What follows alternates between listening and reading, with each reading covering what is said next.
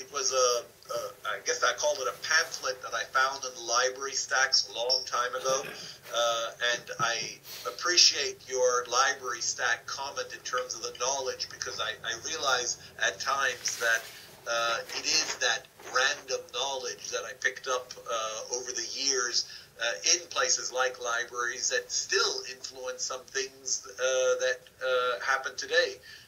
We happen to be a repository for some federal documents up at the university that I was attending in upstate New York, Colgate University, and reading that stuff as I was bored with my other subject matters actually left me with a lot of knowledge, which brings me right into this Peter Briscoe Reading the Map of Knowledge book, which was put together by a professor of library sciences, and the subtitle is The Art of Being a Librarian. Many years ago, as the internet was developing, the problems that I was having in my work group was that we were being inundated with information, so much information, it was becoming very difficult to understand where we should prioritize our extra bit of knowledge. And it was while doing that I came across this Briscoe pamphlet, which basically categorized the types of knowledge into different source material. And the basics of it started off with the index that anybody can go to, and is basically the way Google works. Now everything is indexed and you go via search. Then there is the encyclopedia, which is again Wikipedia article that you read, but then it goes into the canons of knowledge, and it's those canons of knowledge which have directed a lot of my reading over the past many years, which is original source material that end up being the very few, I'll call it the 2 to 5% distilled thought that really develops insightful understanding of things, and that knowledge is captured usually in only a few dozen books, which are then much easier to read and comprehend, and it's around that you get the thousands of texts and literature and fiction and things like that that feed into all of that. Steve wanted me to just talk about that in terms of conveying it. I know that I found it influential in my life, and so that's what he wanted me to do. Well, I think we share that, and for me, I can say it in a sentence even.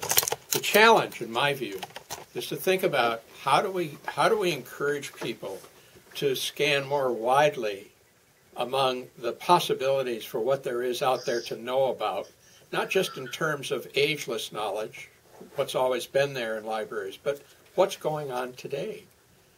When the trend is that the internet has, to me, led to a trend, which is if you can tailor things that to the point that you only get what you're interested in, you risk building a silo around yourself that keeps you from actually getting any information that you haven't anticipated being useful.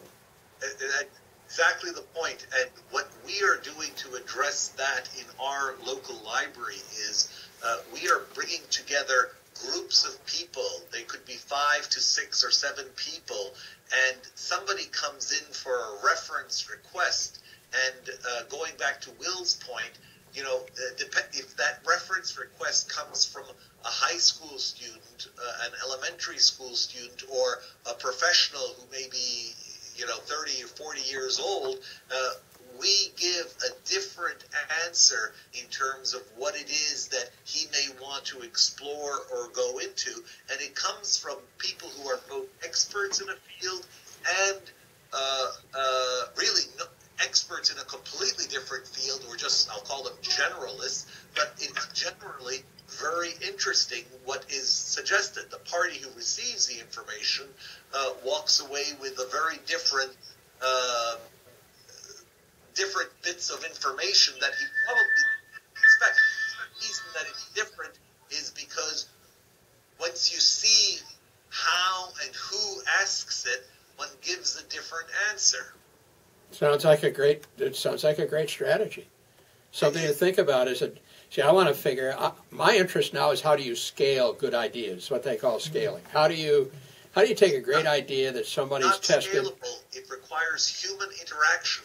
The problem with knowledge now is, everybody's going for the research, but the human element is gone, and that human element is what makes it so interesting, because there are, again, as an example, some of the people that come in, instead of giving them text for math, we direct them towards paintings that have to do with astronomy. It's a completely different set of communicating what they may want to discover.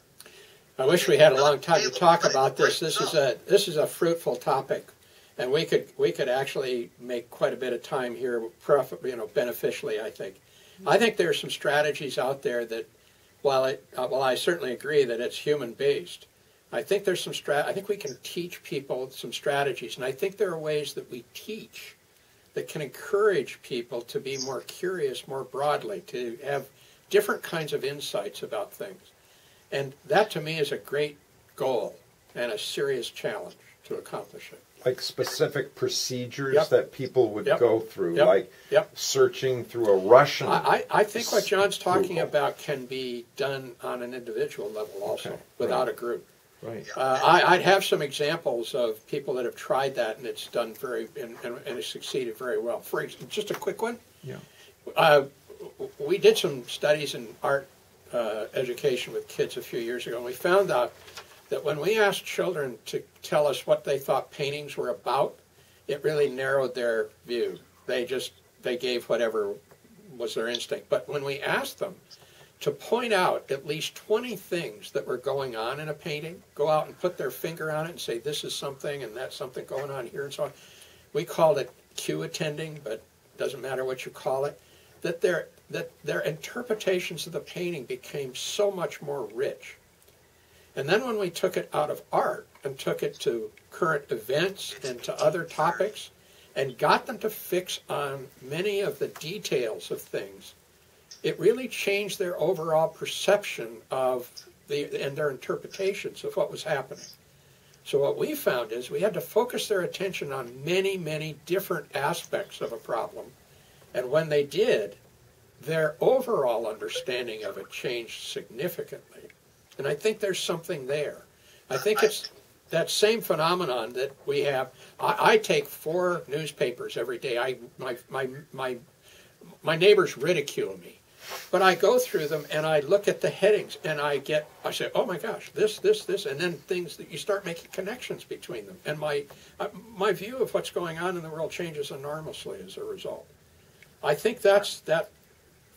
I agree with that. I think, and I'm going to sign off now, I think the challenge that we are having over here in terms of some of the things that we're exploring is actually the certification process to recognize the learning that the individual is going through.